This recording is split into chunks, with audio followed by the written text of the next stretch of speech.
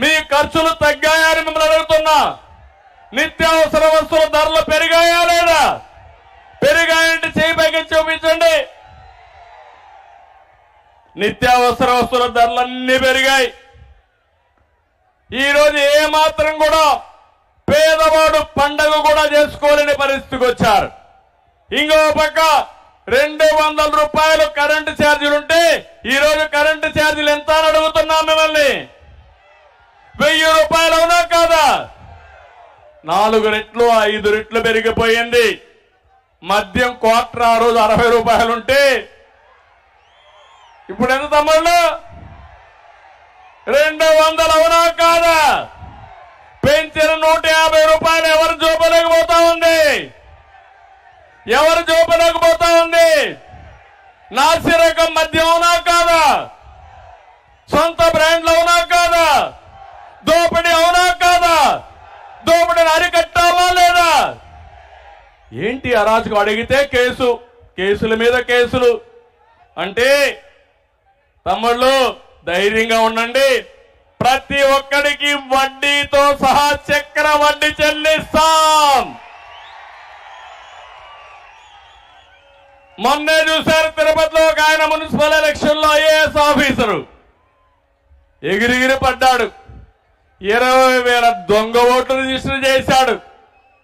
ఈ రోజు election commission అతన్ని సస్పెండ్ చేశారు. అయిపోయింది ఆయన పని. సిగ్గైనా ఉండాలా? ఇప్పుడు ఒత్తిడి తీసుకొస్తారు వీళ్ళు పోలీసుల పైన కూడా. తమ్ముళ్ళు జాగ్రత్తగా ఉండండి. రేపు మళ్ళా శిక్ష పడితే మీకే పడేది. వీళ్ళు మిమ్మల్ని ఎవ్వరూ కాపాడలేరు. ఆ విషయం వీళ్ళందరూ గుర్తుపెట్టుకోవాల్సిన అవసరం ఉంది. నేను అడుగుతున్నా, పెట్రోల్ డీజిల్ ధరలు పెరిగాయా లేదా?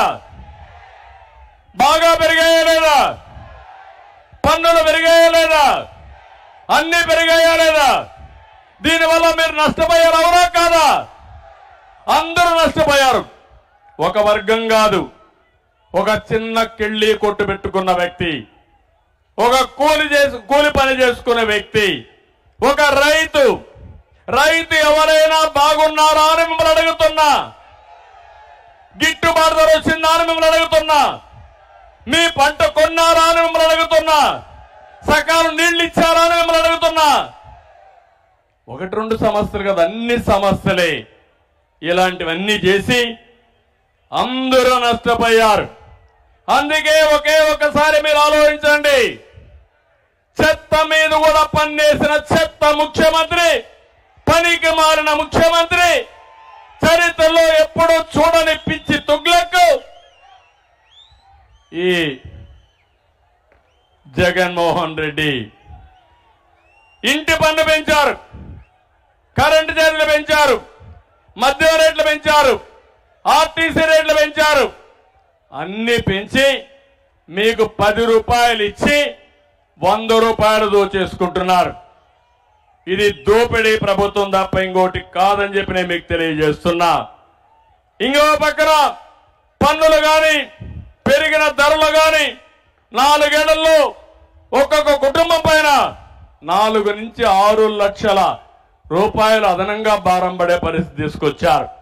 ఎప్పుడైనా సరే ఒక సమర్థవంతమైన పాలన, సుపరిపాలన, పేదవాళ్ళకి కష్టాలు లేకుండా వాళ్ళ ఖర్చులు తగ్గించి ఆదాయం పెంచి వాళ్ళని ఆదుకునేది సరైన ప్రభుత్వం. ఇది పేదల ప్రభుత్వం కాదు, ఇది పేదల రక్తం తాగే ప్రభుత్వం. ఇది